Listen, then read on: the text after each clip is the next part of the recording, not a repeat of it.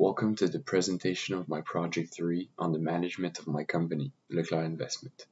We previously discussed how we retain, manage, and hire our employees through organizational culture in the Project 1, and saw the planning, hiring, and development of our employees in Project 2. We explained how these aspects of human resources management were incorporated inside our investment fund. Well, today, in this third part on the human resources management of our company, we'll first see how we manage employee performance. We'll then move on to the rewarding and recognizing of employees, and finally describe the employee rights. First, let's see how we manage employee performance here at Leclerc Investment with our performance management system. In order to help maximize the performance of our employees, we have implemented a performance management system. This system consists of a set of integrated management practices. Managing the performance of our employees has many benefits. The most important thing is that it does not only have a positive effects on the result of our company, but also on the employees themselves. We use our system to help us make decisions on the compensation of our employees. We can make decisions on the salary increases, and we can structure our bonuses at every quarter.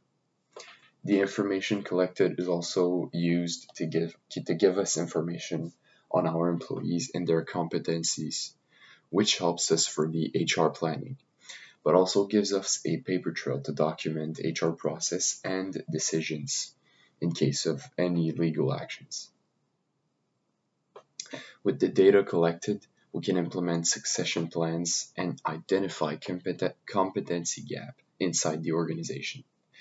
The feedback gathered from our system is essential to coach and develop our employees effectively as well.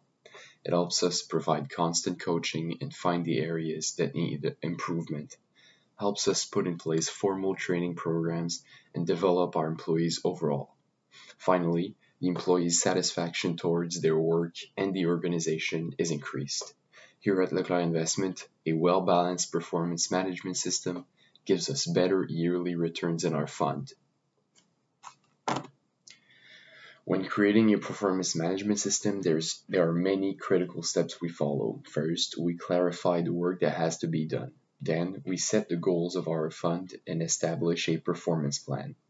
We provide constant coaching to our employees and often review their performance to make sure we are still on track to reach our goals. We make sure to recognize and reward employees who have performed well, and we can create an action plan for the following period. Even with the establishment of a performance management system, ineffective performance can occur. The reasons could be organizational policies and practices, for example, ineffective placement, job training, or communication within the organization. Job concerns, for example, lack of growth, conflicts, working conditions, or even personal problems like financial or family problems. Even though we try to avoid any of those possible problems, they can always occur, and in that case, we take concrete steps to find the exact cause for the ineffective performance, and we take concrete steps as well to resolve this issue. Also, I will not mention them all, but since there are so many reasons a performance management system can fail, it is important to constantly review and improve it by getting feedback from our employees and also giving them feedback. One simple way we do this is by doing quarterly performance reviews. Our goals during the reviews is to resolve any issue related to ineffective performance. We accomplish this task not by simply saying if a certain employee is doing a bad job, but by having a discussion with them about their recent performance. We give our employees the opportunity to disagree with assessments. We typically use manager review and 360-degree review to oversee their performance. And also we utilize methods like the management by objectives, which compares the fund's objectives to the employee's performance. Let's move on to how we compensate our employees. So our compensation program has for objective to enhance the employee motivation and growth. The most important aspect of compensation is to fit the needs of the organization and the employee.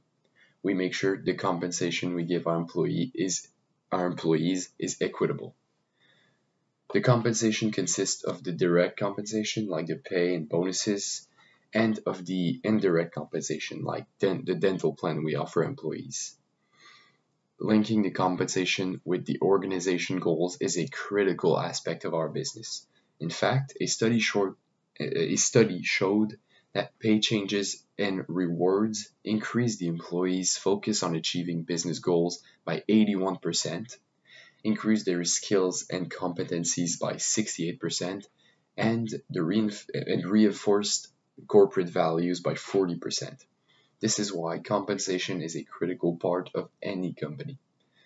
Here at Leclerc Investment, the main goal by compensating our employees well are rewarding past performances, remaining competitive in the labor market, maintaining the salary equity among employees, controlling the compensation budget, attracting, motivating, and retaining staff, and influencing employee work behaviors and job attitudes. Many factors can influence the pay level of our employees. It could be internal factors like our organization's compensation policy, the perceived worth of a job, the performance of our employees, and our willingness to pay. Or it could be external factors like labor market conditions, the cost of living, and legal considerations.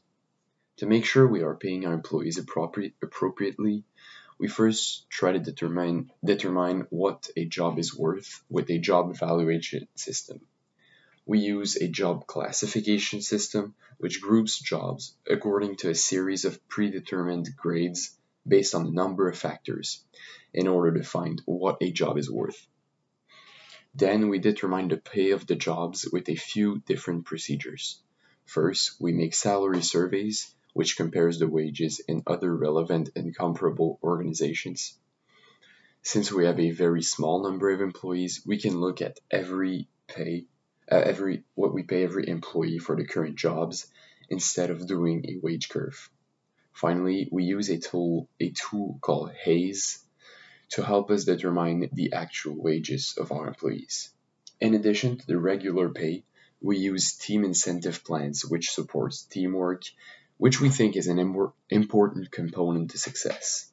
Whenever we surpass the goals set for the quarter, we give every employee in our team a corresponding bonus to the performance.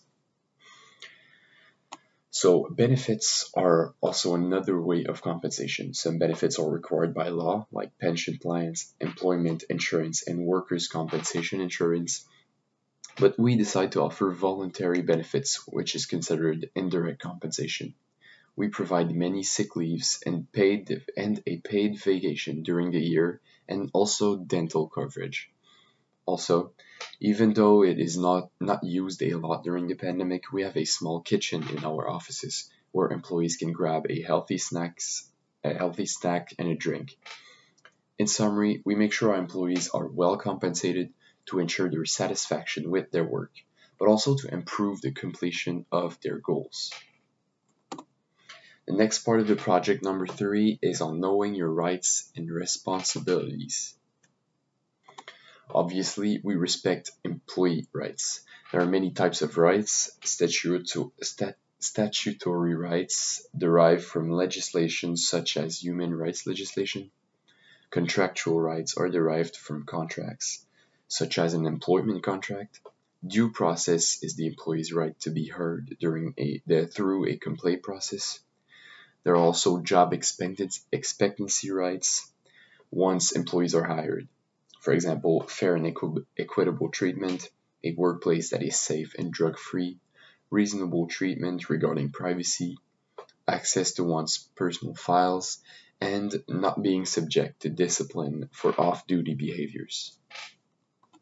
In our organization, we try to use disciplinary policies and procedures as little as we can.